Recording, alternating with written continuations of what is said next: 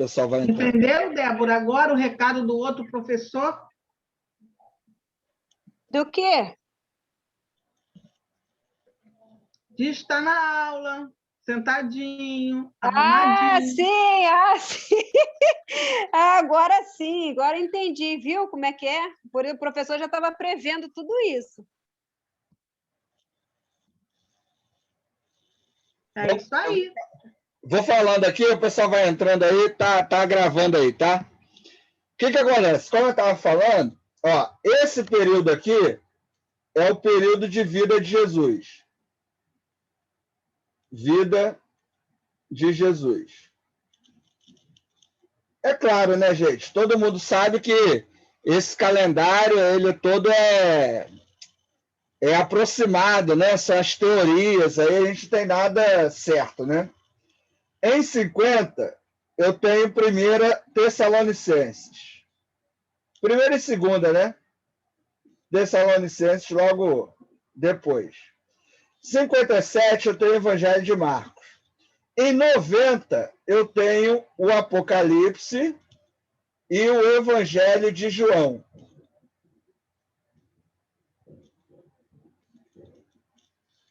No século IV, aqui, eu tenho o fechamento do cânon. Como a gente conhece aí a Bíblia, da maneira como nós a conhecemos. Então você percebe que de 0 até o século IV, eu tenho muita coisa acontecendo. Até esse período aqui, muita coisa foi tirada e colocada, né? Muita inserção, muita cópia aconteceu. Então, esse período, né, o primeiro século, é o período de produção do Novo Testamento. E é esse período que a gente estuda, né, no seminário. A gente vai estudar nas matérias de Novo Testamento esse período do primeiro século, que vai de 0 a 90. O que foi produzido de 90 em diante, nós chamamos de deuterocanônicos ou apócrifos. Nos interessa, né, para a maneira histórica ou cultural, mas não é canônico para a gente, né? Qualquer livro que tenha sido escrito após 90 já não nos interessa de maneira doutrinária. E como eu estava falando, a ordem dos livros do Novo Testamento ela é teológica. Então eu tenho uma ordem... Só uma pergunta. Sim. No Novo Testamento tem livros apócrifos? Nós temos livros que foram produzidos após 90 e que são considerados apócrifos, ou seja, são depois do cânon, são considerados deuterocanônicos. A Bíblia Católica possui mais livros que a Bíblia Protestante apenas no Antigo Testamento, certo? Isso. Nós temos 66 livros, eles têm 72.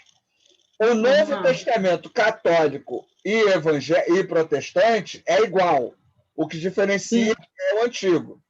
Mas nós temos livros que, por exemplo, falam sobre a infância de Jesus, né? O Evangelho de Filipe. São livros que foram produzidos depois desse período, né? Evangelhos.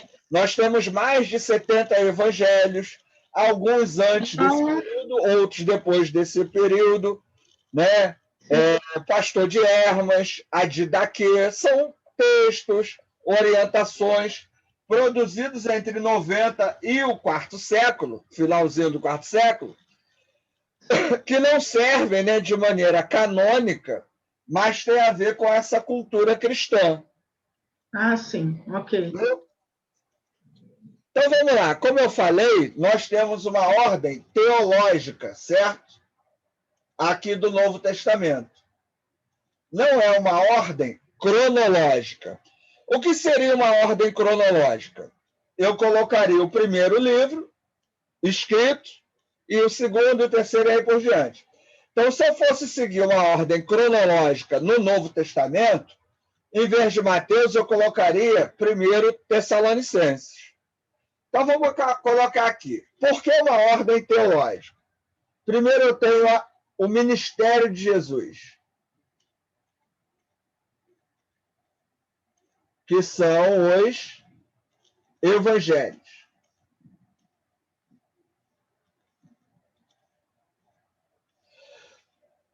Depois, eu tenho o livro de Atos, que fala sobre a igreja.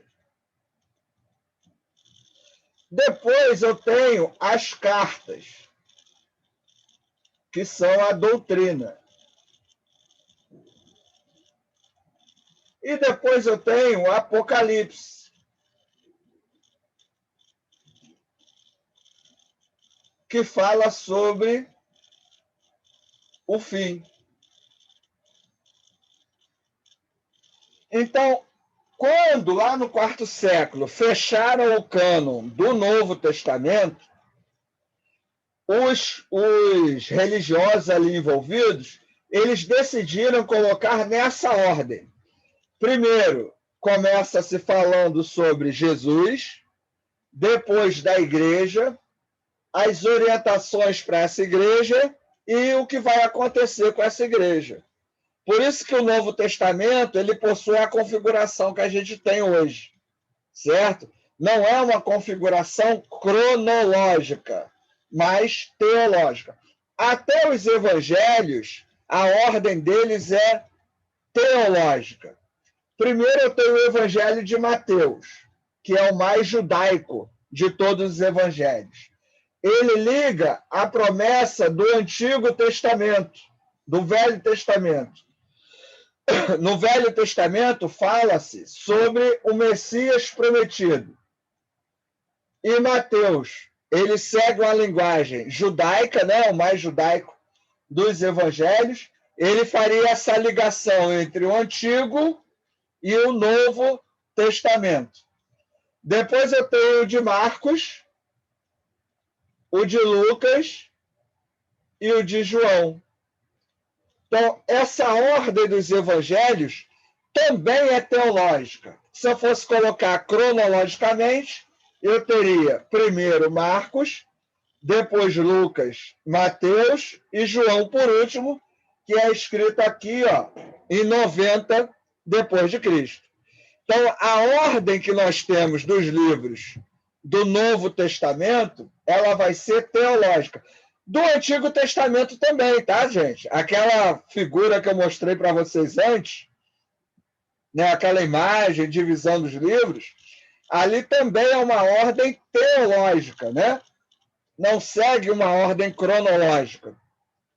Tem até uma Bíblia aí, né, que o pessoal vende, a Bíblia cronológica, né, e coloca João na frente de Gênesis.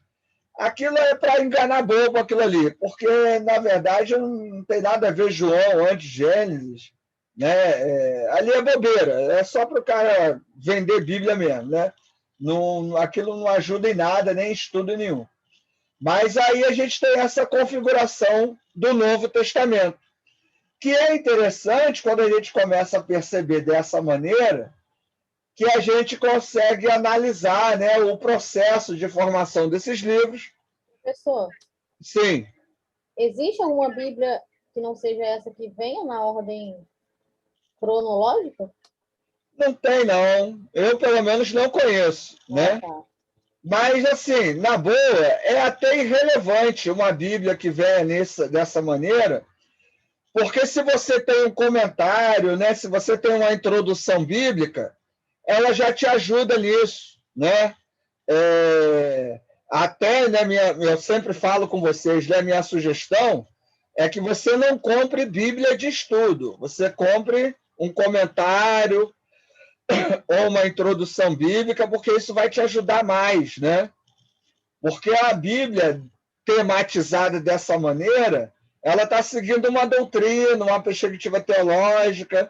Então, isso pode até te atrapalhar mais do que ajudar, né? Beleza? Beleza.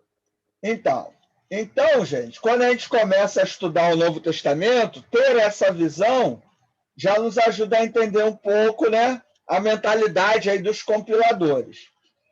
Algo interessante é que o próprio Velho Testamento ele ainda está sendo fechado nesse período aqui, né? Quando Jesus fala das Escrituras, quando Paulo fala das Escrituras, eles não estão falando do Novo Testamento. Eles ainda estão falando do Velho Testamento, que, segundo alguns, o Velho Testamento vai ser fechado em 90, no Concílio de Gêmina. Outros vão dizer que não, que fecha um pouco antes. Outros vão dizer que fecha um pouco depois. Né? Mas a perspectiva mais tradicional coloca a Gêmina ali como se fosse na cidade de Gêmina, né? Como se fosse ali um marco, né? Mas existem pessoas que divergem disso. Mas, de maneira geral, quando você ouve o termo Escritura no Novo Testamento, você está ouvindo falar do Velho Testamento. Tem aquele versículo lá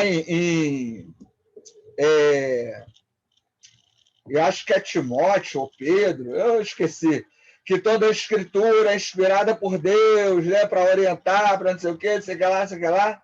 Eu esqueci a referência. Quando ele fala toda a Escritura é inspirada por Deus, ele está falando do Antigo Testamento. Por quê? Porque até aquele momento você não tem Novo Testamento. Quando é que surge o Novo Testamento? Aqui, ó, no finalzinho do quarto século, quando você fecha o cânon cristão, certo? Então, para Jesus, o que é a Escritura? É o Antigo Testamento. Ah, Ricardo, então o Novo Testamento, o que ele vale para a gente? O Novo Testamento é a reinterpretação do Velho Testamento. O Novo Testamento é a releitura do Antigo Testamento. O Novo Testamento é a leitura cristã do Antigo Testamento, certo? Então, nós somos cristãos. Qual é o texto? Ah, colocou aí, ó, 2 Timóteo 3,16, isso aí. Qual é o texto que vale para nós cristãos como doutrina? Aqui, ó, as cartas de Paulo, as cartas de Pedro, né? Nós temos aí as cartas que são direcionadas, né, a igrejas especificamente, e temos as chamadas também cartas universais, né? Epístolas católicas. Católico quer dizer universal, né? Que eram direcionadas a várias igrejas, vários grupos. Então, isso é o que estipula a nossa doutrina. Por isso, gente, que igrejas que hoje cultuam o Antigo Testamento, elas estão indo contra uma prática cristã. Por quê? Porque nós não somos judeus. Para a gente é irrelevante a bandeira de Israel, o castiçal, a arca. Isso para a gente não tem simbologia nenhuma. Né? Eu havia até falado para vocês numa aula anterior que eu gosto muito da carta aos Gálatas, que é justamente a carta onde Paulo vai falar: ó, a gente não comemora a festa judaica, a gente não comemora a data judaica. Por quê? Porque a gente é cristão. A gente teve a Páscoa aí no último domingo, certo? O que é a Páscoa para a gente? A Páscoa para a gente é a ressurreição. O que é a Páscoa para o judeu? É libertação do Egito.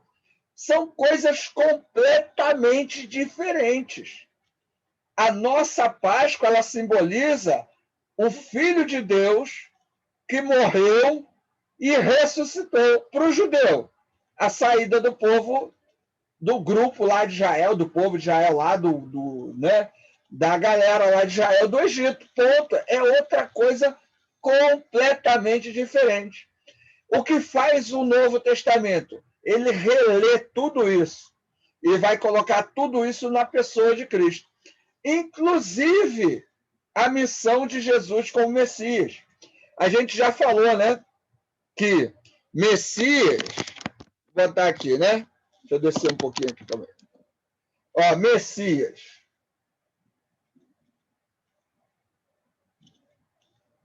é o termo para ungido. Em hebraico, Meshiá.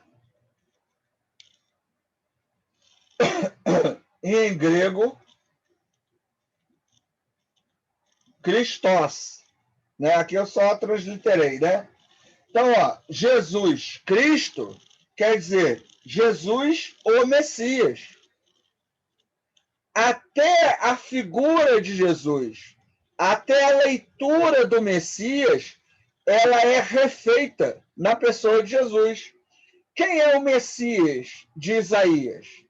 Quem é o Messias dos profetas? É um líder político, social, é alguém que ia trazer libertação para o povo de Israel. Quem é Jesus? Quem é o Messias Jesus?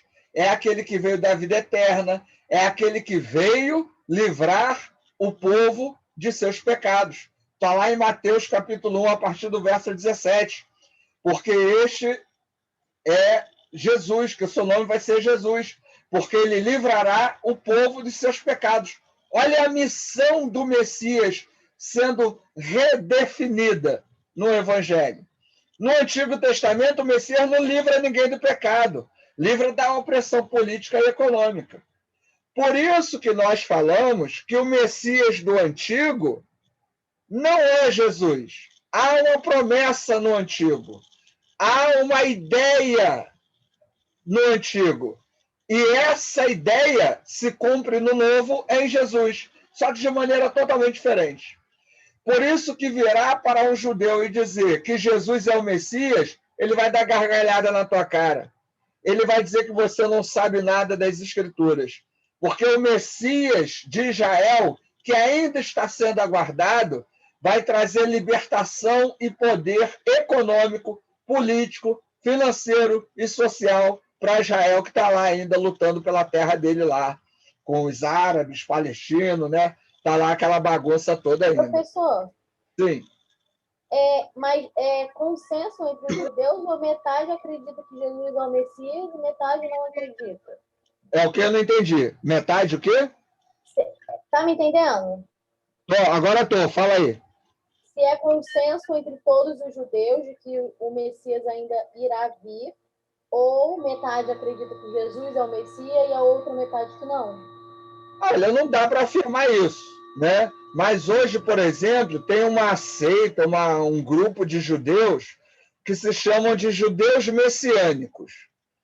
Esses judeus acreditam que Jesus é o Messias prometido no Antigo Testamento, mas eles defendem que é necessário cumprir o Antigo Testamento. Inclusive, esse grupo, né, eu não posso dizer que é uma religião, mas eu diria que esse grupo aí de judeus messiânicos tem, inclusive, tirado muitos cristãos das igrejas. Eles seguem todo o Antigo Testamento, a diferença é que eles acreditam que Jesus é o Messias. Eu não tenho como generalizar isso para você, mas eu posso dizer que existem judeus que acreditam em Jesus? Sim, com certeza. Existem judeus que não acreditam que Jesus é o Messias? Sim. Mas o problema é como esse grupo ou esses grupos de judeus entendem a pessoa de Jesus. Porque no Novo Testamento, qual é a missão de Jesus? Tirar o pecado e dar a vida eterna. Não cumprir o Antigo Testamento. Porque na perspectiva do judeu, qual é a ideia de cumprir o Antigo Testamento? O judeu vai dominar o mundo, né? Aquele igual o pique e o cérebro, né? Vamos dominar o mundo. Na ideia do judeu, eles vão dominar o mundo. Eles são os escolhidos de Deus. Deus escolheu eles, aí eles vão lá, vão dominar. Tanto que quando o Trump falou que a capital de Israel era lá em Jerusalém, mandou a embaixada, tinha cristão, tinha pastor batista falando que aquilo era o cumprimento das Escrituras. Olha que ignorância, né? E é um problema, porque Jesus não é esse tipo de Messias de acordo com o Novo Testamento. Ele é um Jesus que veio libertar do pecado. Ele é um Jesus que veio dar vida eterna para todo o mundo, né? Não apenas para o judeu. Então, existem sim, mas é preciso saber de que maneira esses judeus percebem a pessoa de Jesus, né? Entendi. Respondeu? Respondeu.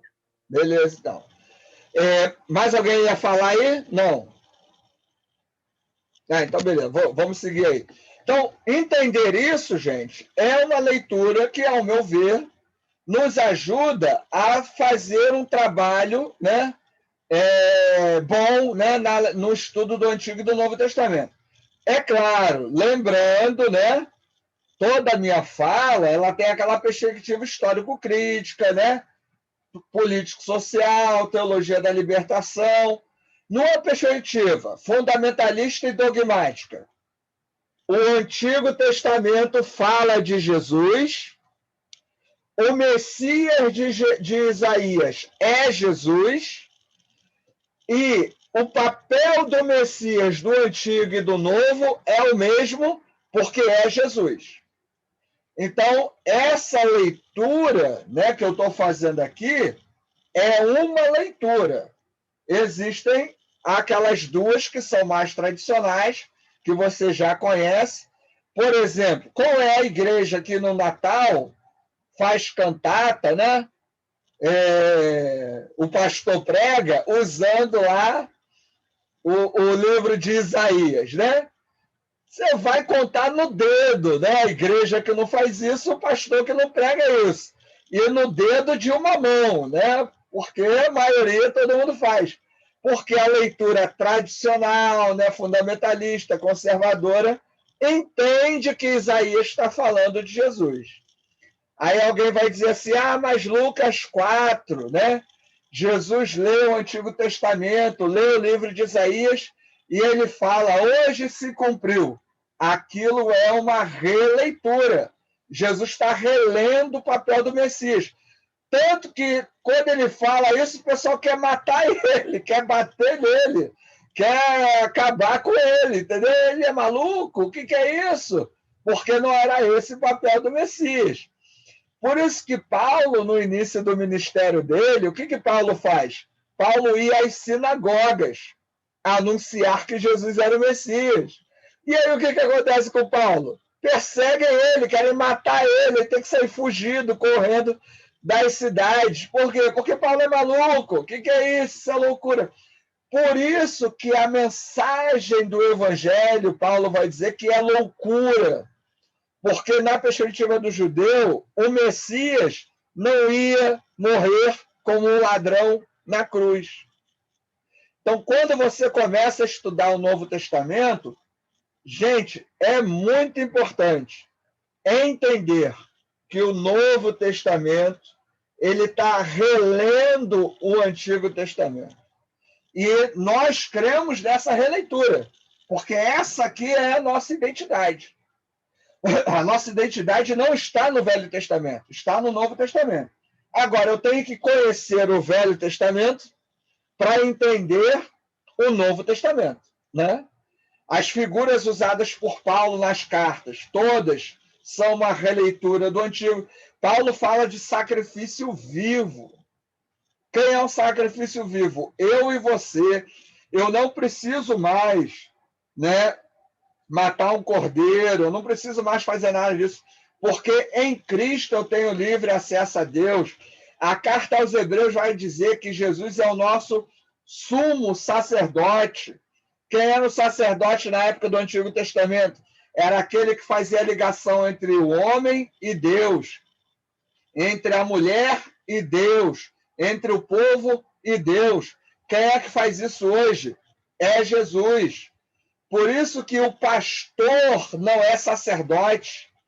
Por quê? Porque quem faz a ligação entre a igreja e Deus é Jesus, não é o pastor, não é a rezadeira, a oração da irmãzinha de coque, né? Que tem antena para Deus é mais forte. Isso não existe, porque nós cremos no sacerdócio universal. Através de Cristo, todos nós temos livre acesso a Deus. Onde que está isso? No Novo Testamento. No Antigo Testamento, tinha que ir lá fazer sacrifício, falar com o sacerdote, ele fazia o ritual, né? Por que o sacrifício de Jesus é expiatório? O sacrifício de Jesus é expiatório porque leva para longe os nossos pecados. né? No Antigo Testamento, existiam vários tipos de sacrifícios. Existiam sacrifícios de adoração, de louvor, né? De pedido e de expiação. Que era o sacrifício de expiação? Matava-se a oferenda, pegava-se as cinzas, colocava num pote, amarrava num bode e mandava ele para longe da cidade. Era o bode expiatório. Era o bode que levava, né, o sacrifício para longe, que levava o pecado para longe. Né? Hoje a expressão bode expiatório teve isso. É aquele que leva a culpa em nome do outro. Por que o sacrifício de Jesus é expiatório? Porque o sacrifício de Jesus levou para longe de nós os nossos pecados. Por que Jesus é o nosso vicário? Porque ele substituiu a nossa punição. Porque ele morreu por nós. Né? Então, por isso que o pastor de uma igreja evangélica, ele não tem uma oração mais poderosa. Ele não tem mais comunhão com Deus do que as outras pessoas. Porque Jesus é o único mediador, segundo a carta aos Hebreus, segundo a carta aos Romanos. Nós temos um único mediador. Então, eu não preciso ir no culto da igreja tal, que é o culto de poder, na quinta-feira, porque lá tem milagre. Porque isso não existe. Porque o mediador é Jesus e não a igreja tal, e não o bispo, o apóstolo tal. Isso é heresia. Esse pessoal vai tudo para o inferno, esse pessoal aí. Porque isso não tem nada a ver com o que o Novo Testamento alega. O Novo Testamento vai tirar essas figuras do sacerdote, do representante, e vai transferir toda ela para Jesus. O grande mote do Novo Testamento é a pessoa de Jesus. Inclusive, o termo evangelho nas cartas de Paulo, o evangelho para Paulo é o próprio Jesus. Né? Jesus pregava o reino. Paulo prega Jesus. Então, qual é o temático da minha e da sua pregação? O reino e Jesus. Não é prosperidade, não é bênção, não é vida feliz. Isso aí é conversa para psicólogo, não para pregador de igreja. Porque nós temos como base o Novo Testamento. E qual é o centro do Novo Testamento? A pessoa de Jesus. Se eu não ler o Novo Testamento nessa perspectiva, eu vou ter problema de interpretação. E é o que a maioria do que a gente tem visto aí, desde esse período aqui, a gente tem visto aí muita gente falando besteira, porque não consegue entender que o Novo Testamento, essa configuração aqui, toda ela é uma apresentação de Jesus. Os 4 evangelhos que nós vamos falar, né, de maneira introdutória, em algumas outras aulas, eles não são uma biografia de Jesus. Eu não sei se Jesus namorou, se ele foi uma criança pirracenta, se ele comia legumes, se ele ia para a escola direitinho, se ele fazia bagunça.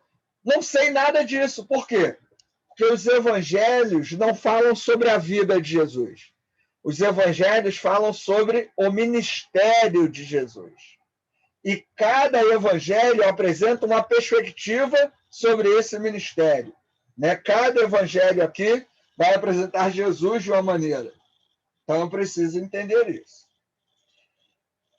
Certo, gente? Deu para entender esse primeiro olhar aqui sobre o Novo Testamento, a questão das datas, a formação? Tem alguma pergunta aí? A gente tem aí 8 minutos aí para terminar essa aula. Eu queria abrir aí para alguém tivesse alguma dúvida aí.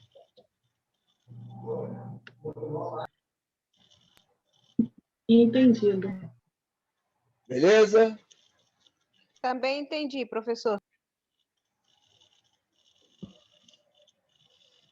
Ana, quer falar, Ana Paula?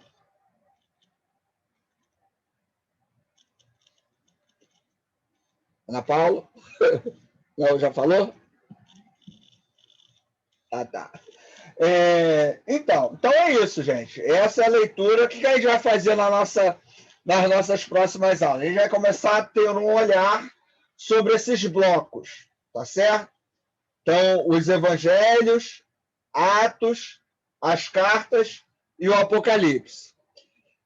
cada um desses textos possui os seus gêneros literários e as suas particularidades. Aqui em Apocalipse, a gente vai falar da apocalíptica judaica.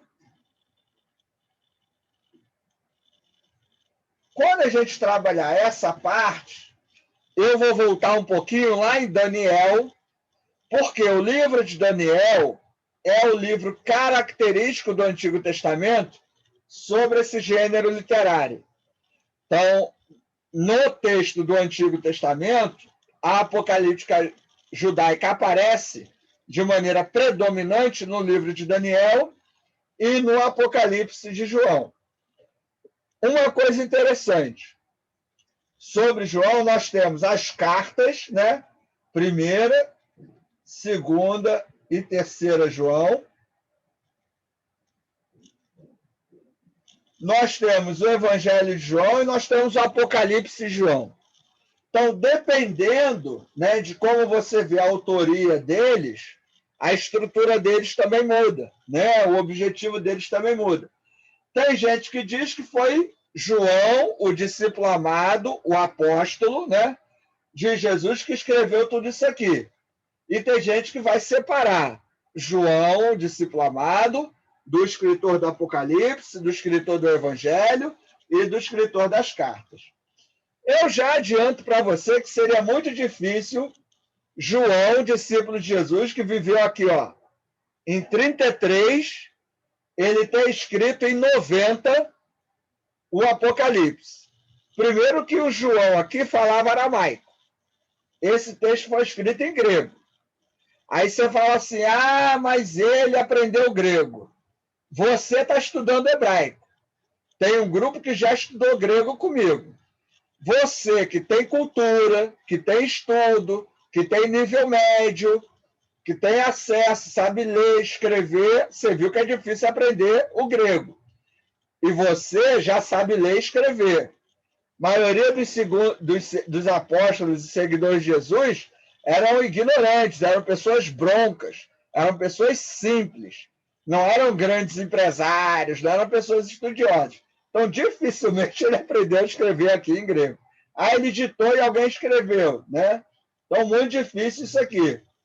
Então, isso aqui é algo que a gente vai discutir, né? A autoria joanina desses textos. E é algo que nos ajuda também a entender o objetivo de cada um deles.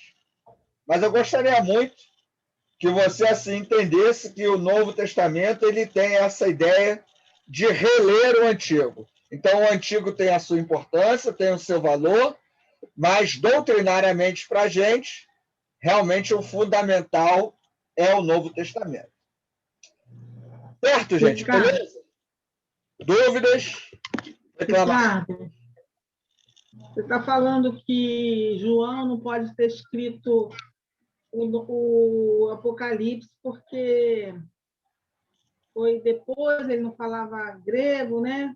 Era inculto. É muito difícil, é muito difícil. Mas ele não falou língua estranha? Na do Pentecostes? Falou onde? Onde está escrito isso? Olha a heresia, irmão. Ricardo, tu desceu do lado, tu descida do Espírito Santo lá, Ricardo, deu pro cara o dom. Em Atos 2, que a irmã está falando? Então, ali não é língua estranha. Ali, cada um falava no idioma. Por exemplo, aquele é um outro fenômeno, né? Diferente do que é chamado a língua estranha, né? Porque em Atos 2, eles falavam na língua deles, em aramaico, e as pessoas entendiam nos seus próprios idiomas. É igual eu estar falando em português e a irmã inglesa está entendendo em inglês, entendeu? É outro fenômeno, né? Só uma pimenta. Entendeu? Entendi. Mas é outra coisa, Não dá para usar esse fenômeno, entendeu? Como isso. Não dá, não? É muito difícil João ter escrito isso, entendeu? É muito difícil os apóstolos terem escrito. Eles eram pessoas ignorantes, eram pessoas simples. Eles podem ter influenciado, né? Ter inspirado. Agora, ter escrito é muito difícil, né? Isso que eu acho que é a beleza do Evangelho. É um texto que está aí há mais de 2000 anos, né? E ele surgiu de pessoas simples. Quem escreveu sabia escrever, sabia muito bem o que estava fazendo. Mas ele surgiu de pessoas simples, né? Então, como Era só tudo uma na Bíblia é pimentinha. improvável, Entendi. Fala, Rosemary. 1 minuto, fala aí. é só uma brincadeira. Como tudo na Bíblia é improvável, o Messias veio de onde? De onde ninguém preveria que ele viria. Essa é uma resposta da fé, né?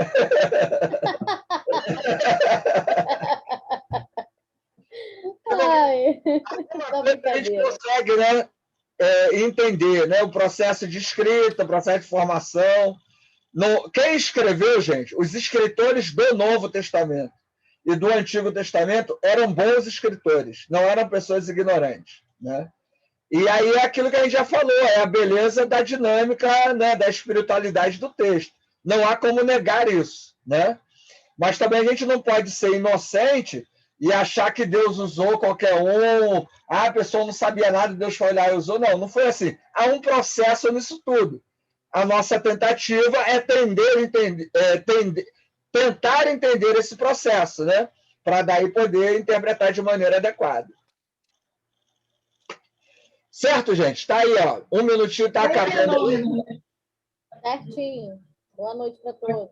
Beleza. Vou encerrar. Eu depois mando a aula gravada. Qualquer dúvida, manda lá no grupo. Valeu? Boa noite. Valeu. Até amanhã. Amanhã tem hebraico, hein? A língua de Deus, hein? Deus amado. Tchau. Valeu, gente. Tchau, tchau. Boa noite, gente. Tchau. Boa Boa noite, noite. boa noite. Boa noite.